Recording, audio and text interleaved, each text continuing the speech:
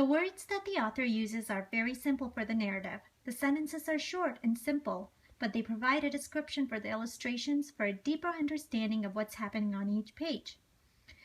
On this page, it says it was on top of the world when it happened. Its entire life changed with the switch of a button. As you can see, the bug is literally on top of the world. It's sitting on top of a globe and there's a vacuum behind it and it's about to get sucked up into the vacuum. As you can see, the words are very simple and the sentences are very short. But they give us, the readers, a much deeper understanding of the illustrations.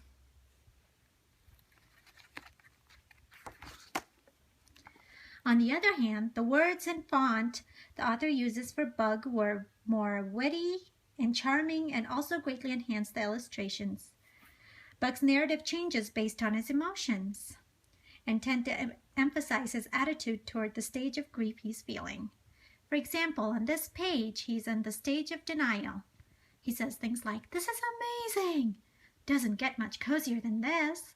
Can't wait to tell my friends about this place." You can see the font is more bubbly compared to the more plain font we just saw. Some of the words are bolded to emphasize his feelings, and the font size also changes within the Bug's narrative. The author also uses the words on the household items to give readers a better understanding of what each stage is about. For example, this was the bubble soap that we saw earlier in the book, and now here it's used again to represent stage 2, the bargaining stage. And you can see the word play on here, like wash away your troubles, ready for a clean slate, want a brighter future, need results fast. And the author has done this for each one of the 5 stages. And the author also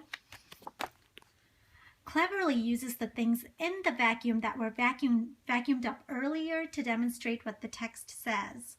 So for example, all the things that we see that are in the vacuum are shown earlier in the book that were just laying around on the floor while the bug was flying around inside the house, such as the popcorn, the dice, the bow, and the candle. And she very cleverly uses those things to demonstrate what the text is saying. For example, on this page, it says, "Could this be a surprise party? Hi there, how did you know it was my bug day?" And here the Cheerios and the candle are made to look like a little birthday cake with a candle on top. Some of the literary technique that the author uses are the lack of framing and a lot of demand from the character. The full bleed pages make the reader feel like they're right there with Bug in each stage of grief. There is a lot of demand in this book. There are many instances where Bug looks right at the reader with his big 3D eyes. It helps the reader connect with the Bug and see in his white eyes what he's feeling. Here he's in the stage of anger, and as you can see, he's looking right at the reader and saying, "I want out now." Some of the literary elements the author uses are foreshadowing, using household items as symbols for each stage of grief, multiple storylines, a changing point of view, and a character that is changing and growing. So one of the first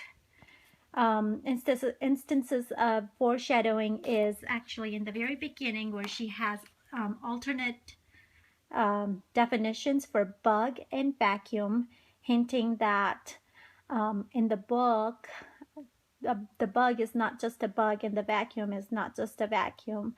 A bug is an unexpected glitch and the vacuum is a void left by a loss. And as we flip through the books, we see all the household items that we later see in each stage of grief, which is also foreshadowing. There is also a changing point of view in the book. The book starts out with a third-person narrative, then changes to first-person point of view, then back to third person again. Right here, this is where it changes. Once the bug is vacuumed up, then it changes from being in the third person. It went from being it to I. Now the bug is doing the talking. The author does this because once the bug is in the vacuum and starts going through the 5 stages of grief, the reader is able to get more insight if the narrative is in the first person rather than third person. There's also a multiple storyline in which the dog Napoleon loses his toy to the vacuum and is going through the same stages as Bug, although he doesn't say anything. Here you can see Napoleon is also going through the stage of anger.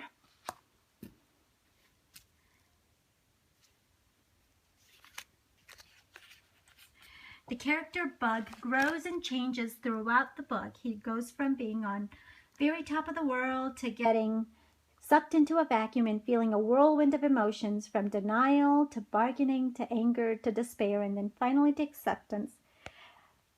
And finally, he does see the light at the end of the vacuum tunnel, flies out, and gets a brand new start.